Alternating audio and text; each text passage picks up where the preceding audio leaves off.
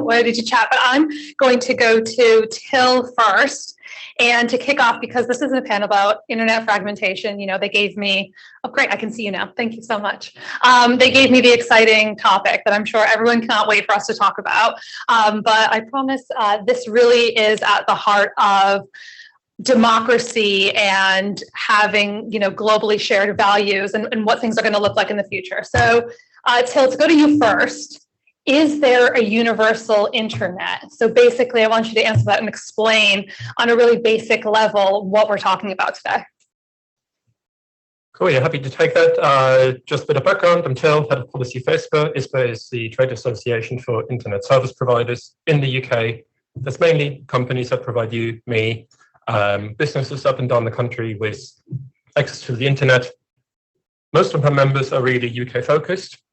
So I'm approaching this from a very sort of UK-centric view. I should say, in addition to being head of policy for ISPA, I also work for a content marketing agency, vice president there. But that's less relevant today. Anyway, so I'm looking at this from a UK perspective. And what is there a universal internet? There probably never really was, and there probably also isn't a universal internet at the moment. But it's more prominent that is actually the case. We sort of, I think for a long time, had the impression that there was a sort of singular universal internet. And recently, because the internet has become more and more important, lots of those fractures and tensions have sort of bubbled to the surface and are a bit more visible now. And I think that's essentially, well, that's what you call internet fragmentation. And I think the main reason for that is really that we sort of have a bit of a clash of values that is sort of more prominent now than it was, let's say, 10 or 15 years back. And the background to that is really, if you look at where the internet has come from, who's developed the internet, it's quite often US companies, US researchers, at least that's where a lot of the money is. And for that reason, a lot of these sort of internet ecosystem values are sort of rooted in sort of a US-centric worldview that's often sort of slightly mildly libertarian in its outlook, that values, things like liberty and to a certain degree security above many, many other things. And that's then sort of clashing at the moment with all the norms and values that other people in other parts of the world have, like privacy and safety. And that was always the case. But I think what we're seeing at the moment, because the internet is becoming more important, is actually different nation states are starting to express their own values, their own norms in legislation. And that sort of clashes with this established worldview of how the internet is supposed to operate. And that is, liberty is the big target for a lot of these guys that have developed the internet. So I think that's the sort of in a nutshell, sort of background, the way we currently have internet fragmentation is that you have this old school world, which is still kind of new school in the internet, which is sort of all about liberty to a certain degree, it's about security. And then you have nation states and even like individual communities or individuals just saying, actually, hang on a minute, I don't quite sign up to this old school world anymore. I kind of feel that safety should be at an equal level, or privacy should be an equal level. And you have sort of different jurisdictions doing that in a different way. If you look to Europe or Germany, where I'm from, privacy is absolutely paramount. It's right at the top of the sort of the ranking. If you go to the UK, then you find safety probably more at the top. We can go into that more later, but I'll leave it there. And yeah, looking forward to discussing this with you guys. Thanks. As a Native American, I'm really excited to hear like the US system described as like the old school way, so we're finally the old world in something. That's great. But really quickly, and then I'm going to come back to Izaan and ask you a specific question. Till, when we were speaking about internet fragmentation earlier, you were talking about how it's more than just content.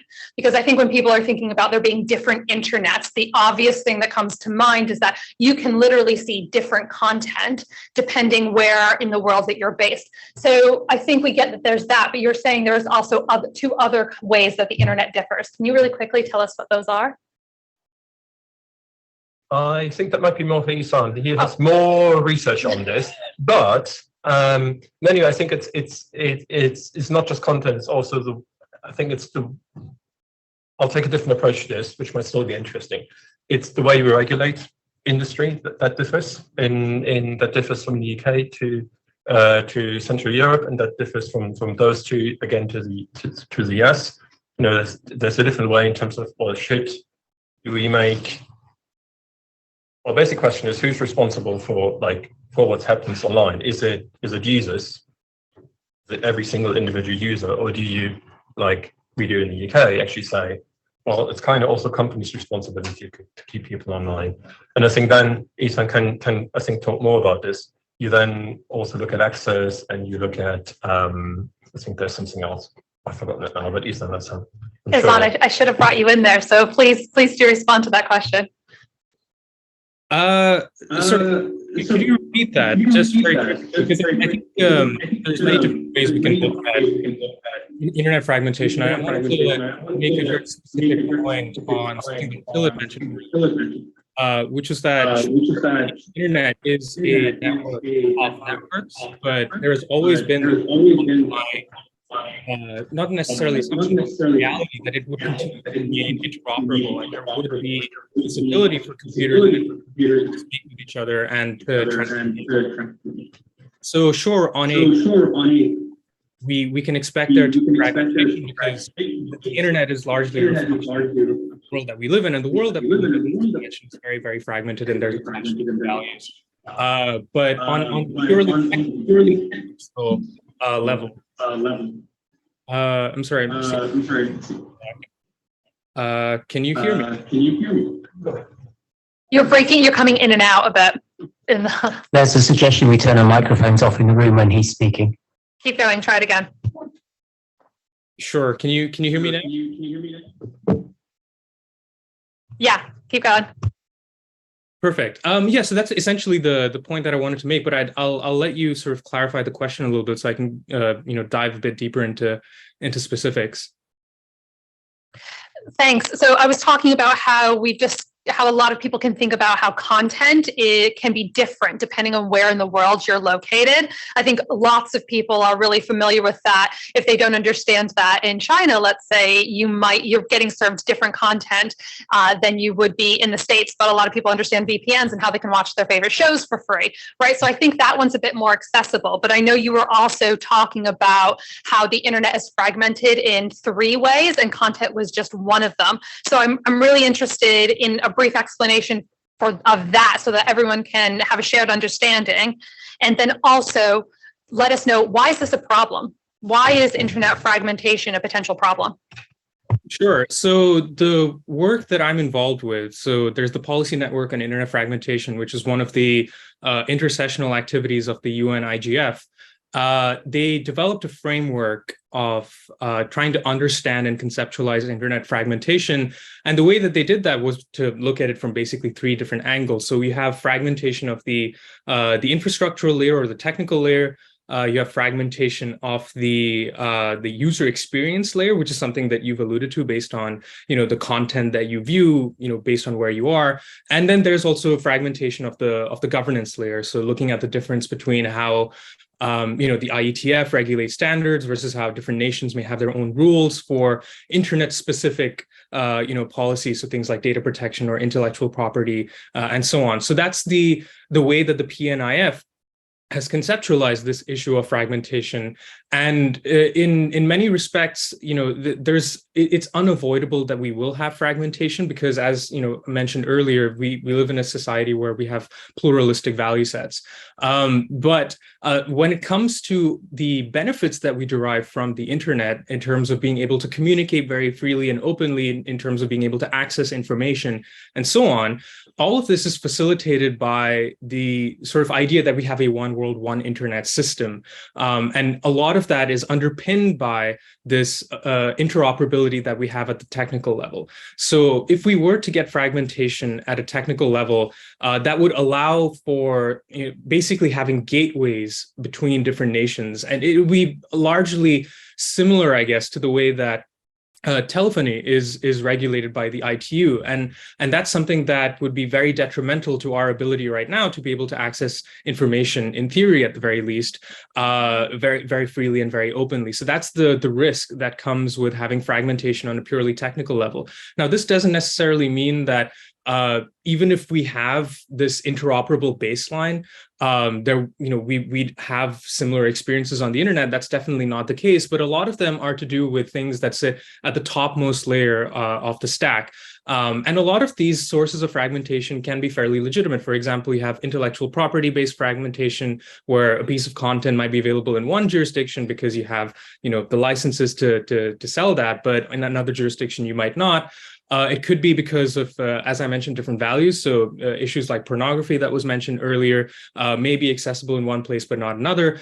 In some ways, from a more aspirational point of view, the internet is also fragmented because you would have geolocalization and linguistic diversity, which is a good thing. You want the internet to be fragmented in that sort of way because it's more relevant to what the user wants. If you're an internet user from India, for example, you'd be able to see websites in Hindi as opposed to websites that are purely in English. So in many ways, user experience fragmentation is something that we need to be able to touch upon and really be able to figure out what is actually bad fragmentation in terms of not being able to access content because of censorship, for example, versus good or tolerable fragmentation because they're based on some sort of rights respecting or some sort of legitimate concern that needs to be addressed.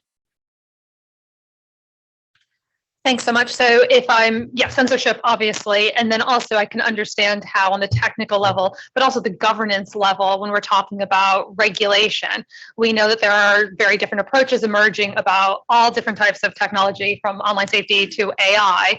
And so the ability for things to be carried across networks and data and everything else that a lot of our modern economy depends on. That's one of the reasons why this is such an important topic today. So coming back towards, I know one of the sessions earlier today on cybersecurity touched on a lot of the background of the Global Digital Compact and what's coming up from the UN and why we're discussing these topics today and what the UK IGF is going to feed into on the global level.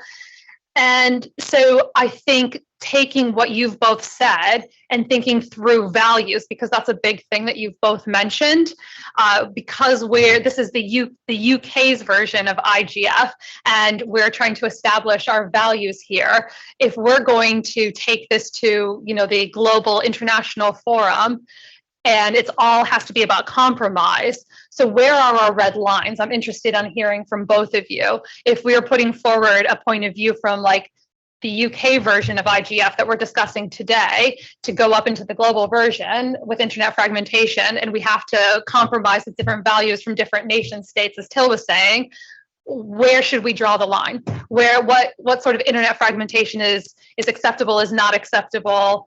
What do we most want out of this? So Till, if I can come to you first. Yeah, sure. I think where the UK is probably the biggest outlier when it comes to internet issues is, on the one hand, sort of access for law enforcement. I'm not going to touch on that today. That's way too complicated.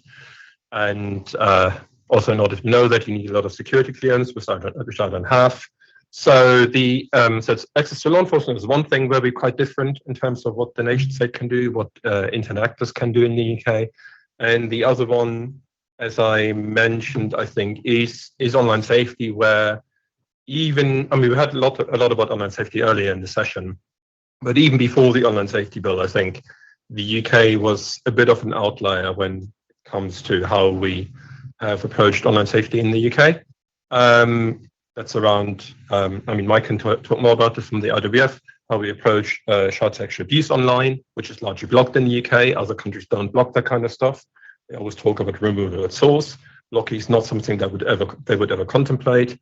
That's one thing we have in the UK, which we probably want to preserve, at least to some extent. There are lots of other areas that the UK has sort of, in a way, moved ahead of other countries, where a few of the European countries now follow, is around parental controls, where the main ISPs in the UK allow parents to more or less control what their children can and can't access online. Again, lots of other countries don't have that kind of system. And I think what the UK internet community as a whole kind of needs to think about is, do we want to preserve those kind of areas where we are outliers, or if you want to term it differently, world leading? If you work for the government, then we are world leading. If you are an internet activist, then this is all awful. And if you're like me, then you're somewhere in the middle between that. So do we want to preserve that kind of stuff, or do we not? And how do you then communicate those, again, values to other countries and tech entrepreneurs and lots of researchers who completely disagree with that kind of stuff? I've got an interesting example, but I won't touch on that now. We can touch on that maybe later, where that kind of sort of came to the forefront, which is quite interesting. Izaan, over to you. Thanks. So I think there's 3 points that I want to make in terms of what the UK should be doing in this regard, because the Global Digital Compact processes is sort of a product of a really long-running series of events starting since 2018, when the Secretary General of the UN convened that high-level panel on digital cooperation. And one of the things that I want to highlight over anything else is that there's a risk that is becoming increasingly apparent that the GDC processes in terms of monitoring the implementation of what's agreed and follow-up will be primarily driven by multilateral arrangements, particularly in light of the latest policy brief on the Global Digital Compact that was revealed by the Secretary General last month. And this is something that we should be pushing back against, in my opinion, because the multi-stakeholder model, whilst it can definitely be strengthened in many respects, and there was a discussion that was had in the previous panel, in my view, it does still have innumerable benefits that allow voices from developing nations, from marginalized communities, civil society, and most relevantly for someone like myself, from the youth, to be heard. And the UK government has a very good track record of supporting multi-stakeholder involvement in multilateral contexts, such as, at the ITU's plenipotentiary, by involving civil society stakeholders as part of their national delegation. And this should be continued along this path. There should be a continual emphasis on preserving the multi-stakeholder arrangements that exist within different internet governance contexts, not only in the IGF, but also things like the IETF and ICANN and so on. Secondly, and this is a recurring criticism of the UN IGF, is that it's not effective in translating the messages and discussions that are contained within it into practical action because it's not a decision-making body. And to combat this, the Secretary General recommended this new organization called the Digital Cooperation Forum to coordinate the activities of various internet governance bodies. Now, as I mentioned, one of the things that the PNIF looked at was fragmentation at a governance level, and it's a potential risk that in introducing another organization to try to coordinate different activities might lead to that unintended consequence of creating more fragmentation rather than less, especially at the governance level. And what I think the UK should be doing instead is supporting something similar to what was proposed a few years earlier in terms of this IGF Plus model, which would allow the Internet Governance Forum to bridge its messages to multilateral institutions like the World Trade Organization or the ITU, et cetera, where you would take policy messages and you would create actionable discussions in the relevant fora instead of trying to create yet another organization that would attempt to do something like this from a purely coordination point of view. So in my mind, this would be more effective. The IGF Plus model would be more effective in terms of harmonizing, understanding the regulation side of things as well as the standard side of things. But we should do so in order to ensure that we don't slip into a purely multilaterally driven approach to regulating the internet. So those 2 points I think are driven. Those 2 points are points that I think the UK government should emphasize when it goes into the Global Digital Compact discussions. On the issue of internet fragmentation itself, and this is my final point, I'm optimistic that the GDC discussions can allow us to develop baselines to ensure that, at the very least, as I mentioned before, the technical infrastructure or the public core of the internet, as defined, for example, by the Global Commission on the Stability in Cyberspace, remains unfragmented and multi-stakeholder in its development. In light of things being done by China and Russia when it comes to things like new IP and so on, it may seem a bit tricky, but in my view, it is possible through very tactical cyber diplomacy with the so-called digital deciders, namely other nations who have not yet made a decision in terms of what route they want to take for internet governance. At the application layer and for content, I'm less certain that we're going to achieve some degree of harmonization, and some fragmentation, as I mentioned, is going to be present. But we should make sure that at the very least, when it comes to things that we know are important and that make the internet function in the way that it exists today, we're able to have that as a sort of red line that we don't cross. So those are the sort of 3 points I think the UK government should be taking forward to the GDC discussions. Thanks. I loved your point on how the UK can champion multi-stakeholder involvement. And I think that point will tie in really well with the next panel that's going to be focused on online safety. So my last question to each of you, and then it will be time for questions from online or from the audience in person, is if you were going to ask one thing from UK industry leaders or UK policymakers to support the agenda that we've just been talking about, what would it be? And I'll continue with going with Till first. I think probably the biggest challenge for a lot of UK businesses, but also charities, and I include myself in that, is actually to be able to take part in internet governance discussions, arrangements, fora. You need to have time to understand the processes. You need to have money to travel there. You need to potentially get time or work to go there. Some of us might be able to go to get that, or you might even get your employer to pay for you. That would be the best thing. And all that kind of stuff is really, really hard. And on top of that, if you're a UK business, you also have a ton of UK regulation to deal with. So I think I know there's some work going on within government to try to build a bit more of a UK community around internet governance and standards, and this is sort of part of it. But I think the biggest challenge is just to get enough people the opportunity to actually understand and contribute, because I've done internet policy for 12 years and I struggle to understand what's going on internationally, and I wouldn't even dream of just dropping into whether it's IGF, ITU, or IETF conferences somewhere. It would be a waste of money to go there at the moment because it's just so incomprehensible. So I think that's a big one. And I think for UK businesses, it's probably just making some money available for people to go there, because a lot of them are rightly quite focused on the UK, because the UK is their only market. So that might be another area where we sort of need to maybe find a way to create a bit of balance between essentially a couple of very, very engaged nation states, a couple of very, very engaged global companies, and global charities, and all the rest who are who look more at their sort of, more at operate at the national level, but kind of also need to take part in those big standards debates. I don't really have a solution for that. It's more a problem. So not really an answer to your question, but maybe people in the audience have ideas. I would love to hear them. Izaan, over to you.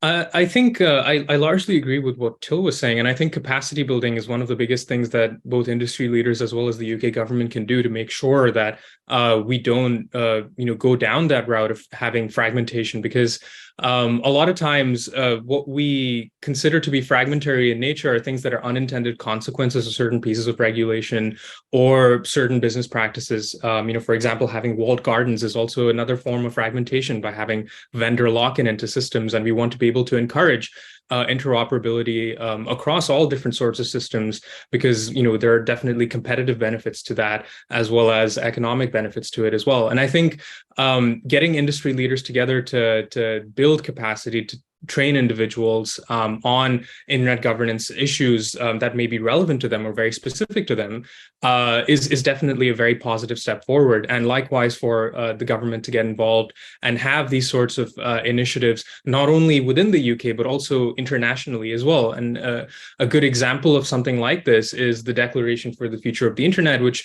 brought together numerous nation states and made a solid international commitment to make sure that the internet was not going to be fragmented, and they would do whatever they could to make sure that wouldn't happen going forward. And there was a very concrete list of steps that they agreed to commit to in order to ensure that human rights, for example, would be preserved online, the internet would not be fragmented, and there would be a degree of certainty for how they would like to see their vision of the internet going forward, because otherwise it wasn't entirely clear what it is that they would have wanted to do going forward when it comes to regulating the internet. So I think those two things are probably my my answers. Again, they seem quite vague right now, and the specifics definitely do need to be ironed out. But capacity building and training individuals, not only on internet governance processes, but also on issues that are very specific and relevant to them, whether it's cybersecurity or age verification or whatever, and giving them the tools and the resources to be able to contribute in all of these different forums like the IETF and like the IGF and so on, is definitely a positive step forward. And combine that with commitments from governments to be able to do that both domestically as well as internationally. And I think we have a good foundation for ensuring that the internet is not fragmented. Thanks. So summing that up, I think what I've heard you both say is that this conversation needs to be a lot more accessible. This has to involve much more of society in general, because ultimately what we're creating is the future of the internet, the future of how we communicate with each other, the future of potentially having shared values, tech being able to work across borders, like all really important things. So that's my key takeaway. And now we are ready for questions. And I know I've saw two hands, one here and one here. So we'll go with the gentleman in the front first, and then we'll go with you in the back. David, so I do like David's idea of us encouraging people to come here. But there's a thing in our culture that is very important to me, which is volunteering. I think I've made it clear. And I would say I saw one American-centric organisation, funnily enough, co-founded by another Royal Holloway alumnus. And when they came here, they didn't engage UK PLC or our volunteer structure. And when you come here to us now, there's at least half a dozen volunteers I work with. If we put a show of hands up, well, there's more than half a dozen in the room. And remember, that's part of our culture. And when you come here, you get that volunteer network if you engage with our Royal Charter holders for free. Okay, I'm not sure what your question was, so I'm going to go to this woman in the back, please. Thank you. I have a question, or I have a comment and a question. The comment is in terms of trying to get more people engaged, it's really important to differentiate between technical fragmentation, or among technical fragmentation, policy fragmentation, and governance fragmentation. I think putting it in that framework would be much more accessible because it is alphabet soup, right? The other issue that I have a question for in terms of the panelists is I haven't really heard anyone talk about the WSIS Plus 20 review, which is the World Summit on the Information Society. It'll be the 20th year review coming up or culminating in 2025.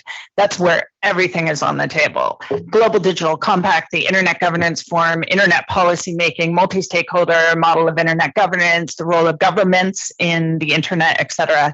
So any comments on that would be great. And I see that Nigel has his hand up and he's an expert in that area. Thanks. Nigel, since I know your name from here now, why don't you ask your question as well? We'll add them together. Yeah, sorry, Nigel Hickson, DSIT. I was just going to make, just a couple of points. I mean, first of all, on the UN IGF. So we don't want it to be a decision-making vehicle. One of the great strengths of the IGF process, and let's be real about this, about the IGF, because I feel that, the IGF is not just a structure. The IGF is a process. The messages that come out of here, there's no, it's not like policy advice you put to the minister and it'll be picked up in Kyoto and waved around. There are 150 national, regional and youth initiatives.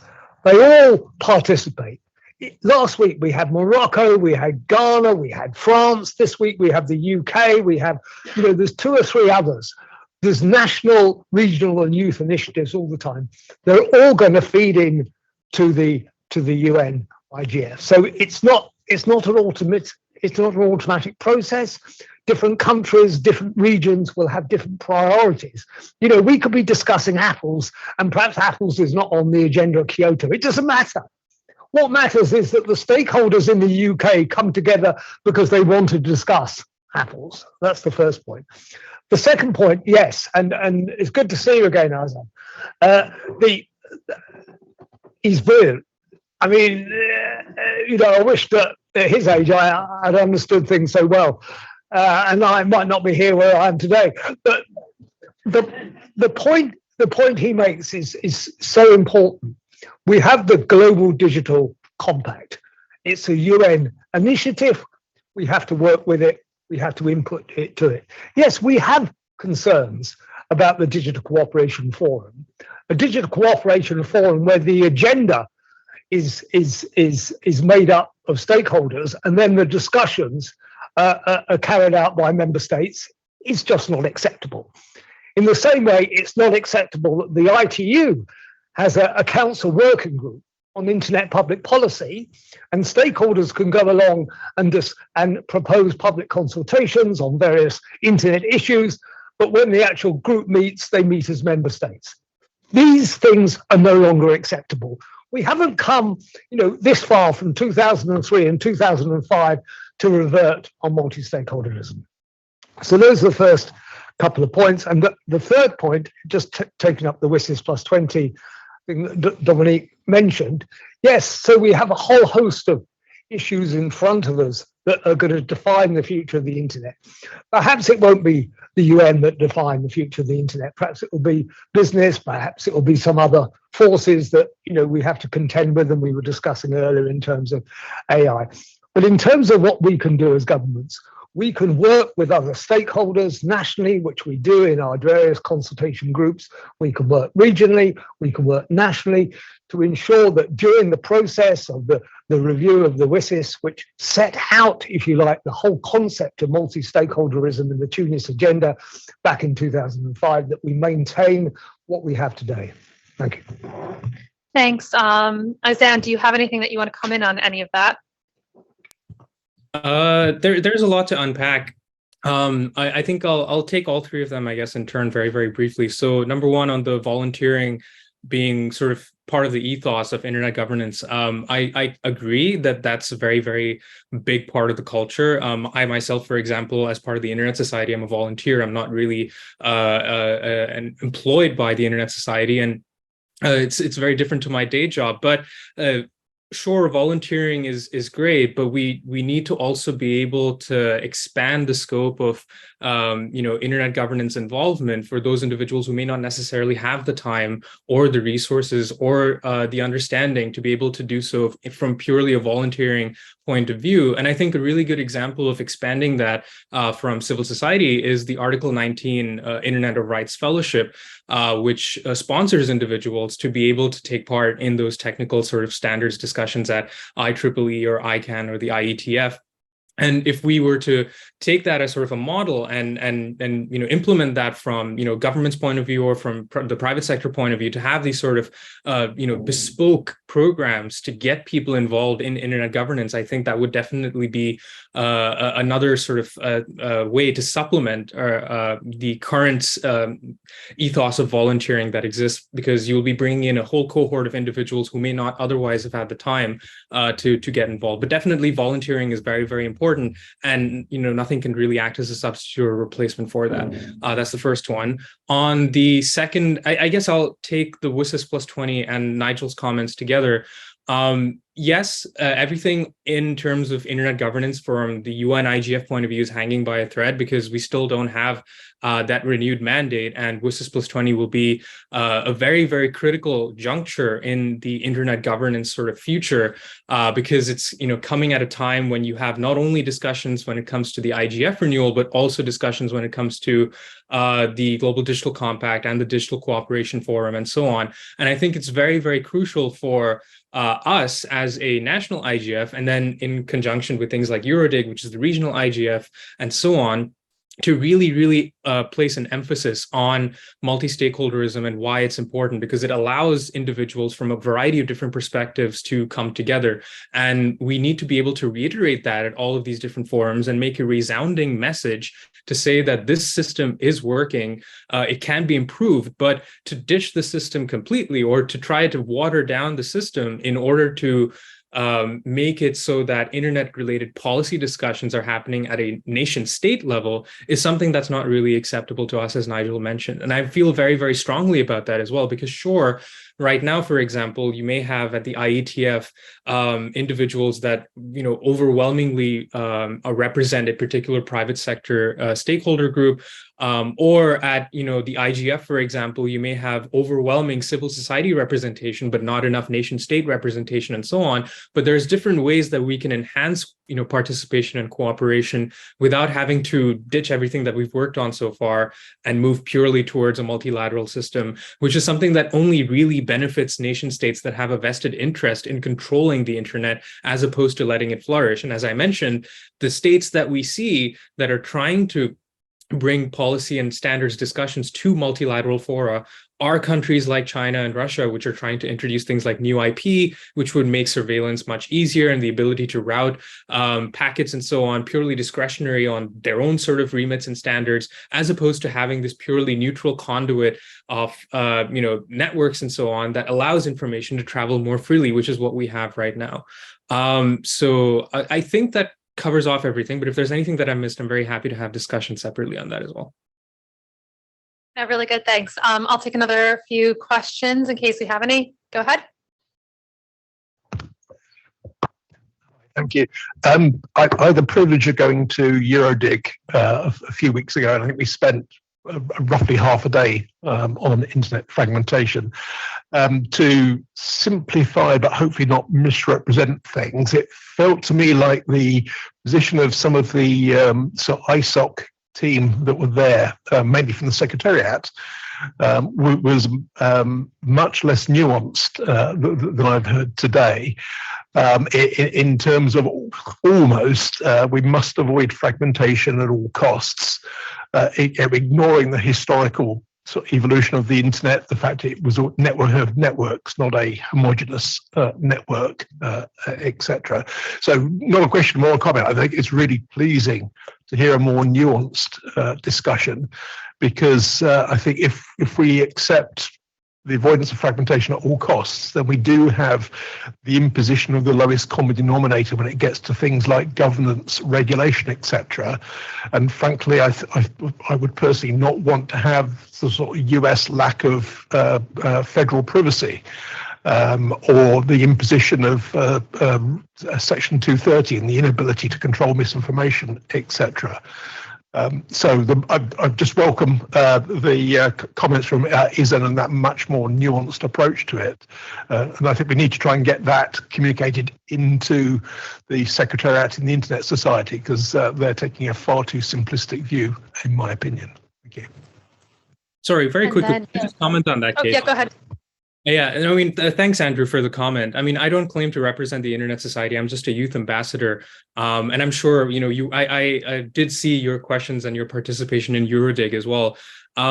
It's important to understand that sure, we need to have more nuanced and more realistic discussions in terms of what fragmentation is. It's fine to have an opinionated position that we should avoid fragmentation, maybe at all costs, is a bit extreme in my point of view, because realistically, the fight for the internet is the fight for values, as we've constantly mentioned in the course of this panel. But I want to say, without any for the avoidance of all doubt, that most, if not all, actors in the internet governance space, and especially the Internet Society, agree that technical fragmentation is the red line. We can't have technical fragmentation, because if that were to be the case, then we wouldn't have an internet anymore. The idea that, sure, the internet is not homogeneous, it's very heterogeneous, and it has a lot of these differences and so on, is true from a user experience point of view, but from a purely underlying technical point of view, the TCP/IP protocols and all of the other protocols that allow packets to be routed, like BGP and so on, are standards that have been commonly and widely accepted that allow the internet to function. And that, I think, is the when it comes to discussions in the GDC and avoiding internet fragmentation, sure, many people disagree on what fragmentation actually is, but the one common denominator that, as you mentioned, may potentially be a bad thing, but I think is a good thing, is that technical fragmentation should be avoided at all costs. Over and above that, things that the Internet Society may be doing when it comes to impact assessments and maybe looking at content level fragmentation is, up for debate. in terms of whether that's something that could be acceptable or not. But when it comes to like gauging that level of acceptability, we need to have a framework. And I think that's the most important thing that I feel is lacking in these discussions, because whether we want to look at something specific like the online, safety bill or something, and whether that could be considered fragmentation or not, is besides the point. We don't really have a perspective or a framework that's rigorous enough to be able to measure and understand whether it can be reasonably considered fragmentation or not.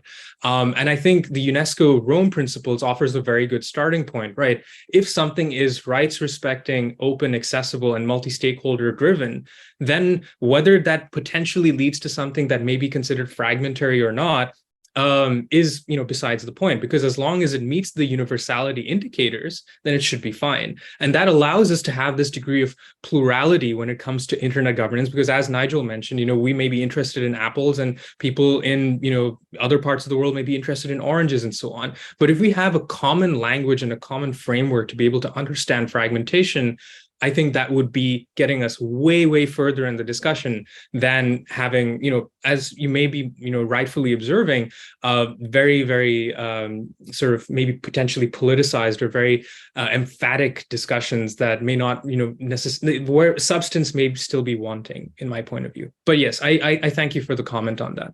Thank you. Unless there are any burning questions from online, then I think I'll give the last question to Bill. Oh, thank you. I'm Bill from Nominet. So I was interested in your mentioning the Declaration for the Future of the Internet, 'cause I've read it and I thought, gosh, what a sensible document. But it's also notable as to which nations signed up. And it's also notable that it's sort of came into being sort of through some strange process, which was sort of somewhat different. So I wonder whether you feel that that is a genuine positive contribution towards all of the nations coming together around what on earth is supposed to be going on around the internet, or whether it's actually a symptom of the fragmentation of the governance of the internet, and what your thoughts were on that.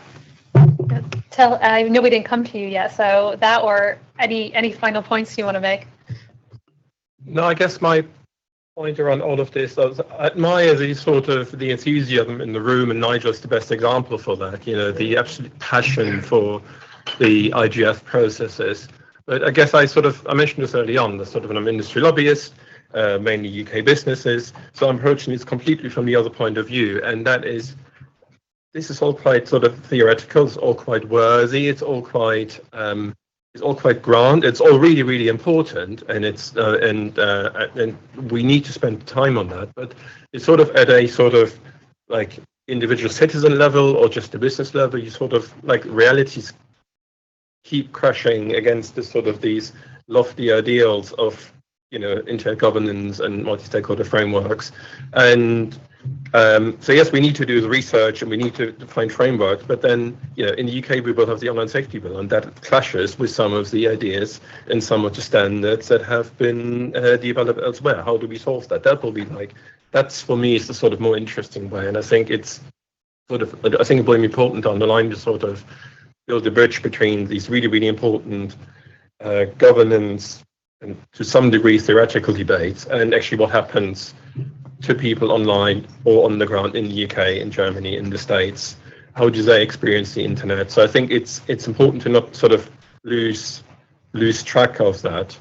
And I think what's also important there, and I think Dominic sort of coming at this from a different perspective, there's this sort of idea that policy is just policy and technical is just technical. I think that's fundamentally wrong, because policy drives technical standards, and technical standards are often driven or implemented with a policy idea in mind. So this idea that you can just sort of separate policy discussions, technological tech discussions, and they don't really have anything to do with each other is probably not true anymore, and it's creating lots of problems again around online safety in other areas.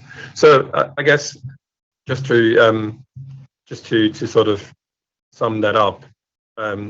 Fascinating discussion, fascinating enthusiasm, really, really important stuff. But how do you, my challenge anyway to the people in the room is, how do you break that down to, people who don't have the time to learn the processes, learn the acronyms, learn the, I don't know how many organizations there are, 10, 20, I don't know how many we've mentioned today. It's really, really hard. And how do you get other people involved? That's my challenge in a way. Thanks. Izaan, do you want to come back to what Bill asked and also any final points? Sure. And this was exactly the same question that I had when I had the opportunity to speak with somebody from the European Commission on this, because there were many, many comments, and especially during last year's IGF as well, where Tim Wu, amongst others from the US government, introduced this DFI on how they approached the bringing of different nations together to create and basically sign this declaration. And in many ways, my initial opinion was that, yes, this can potentially be seen as fragmenting the internet more, because you have like very, very clear set of like commitments that these countries have signed up to that many other countries may not necessarily want to.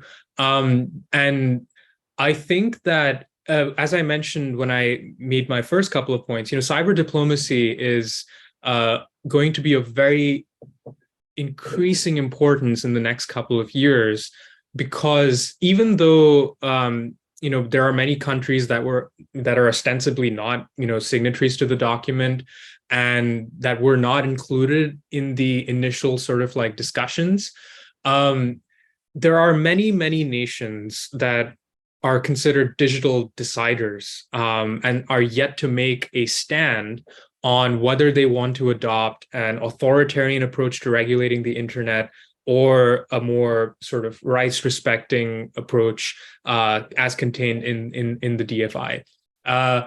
And sure, you can look at the DFI and criticize it in many ways for example, not being multi-stakeholder, or for it not including many key nations, for example, like those in the global south, like India and so on. But I think that this is more to indicate where it is that they stand, because for those nations that did sign up to it, this wasn't necessarily clear at the very, very outset. It was contained in other documents and so on. For example, you have the Charter of Fundamental Rights in the EU, and you have like other similar, documents and so on from other countries. But for all of them to come together and to state in no uncertain terms that this is how they view the internet going forward, I think was a very positive step in terms of drawing the line in the sand. And now you have the hard work of being able to convince other nations to sign up to, even if it's not the entire thing, at least a version that is closer to that than the authoritarian version, which is something that's put forward by other nation states. So that's in response to that question. Is it fragmentary? Potentially, but the real fragmentation will only be seen going forward, because this is just the starting point, and it may potentially lead to a version of the internet that is actually far more rights respecting. We just don't know yet, but it's very important to be able to identify where it is that those countries stood. That's my opinion on it. And this is an opinion that, after speaking to a bunch of different individuals who were involved in the creation of this document, has slowly sort of changed my opinion from it being basically a document full of nothingness to a document that, if it actually gives people the ability, gives countries the ability to indicate where they stand and to stick to those commitments or be called out for not meeting those commitments, I think it's a positive step forward. In terms of final point, as I mentioned earlier, and I want to be able to reiterate, we're at a very critical juncture when it comes to internet governance. And, as Till mentioned continuously, the internet governance ecosystem can be very, very difficult to break into. So if there's one thing that we in the UK IGF want to be able to take away, it's to be able to educate and build capacity when it comes to taking part in these internet governance processes, whether it's from a total point of view, understanding all of the different acronyms, or whether it's being guided to the right forums to discuss things that are relevant to you. We need to create those structures and facilitate those discussions in the appropriate fora. And I think this should be a very, very key point to take away for not only the government, but also people in technical communities, people in the private sector, and people in civil society as well. And I think that is my final point. Thank you.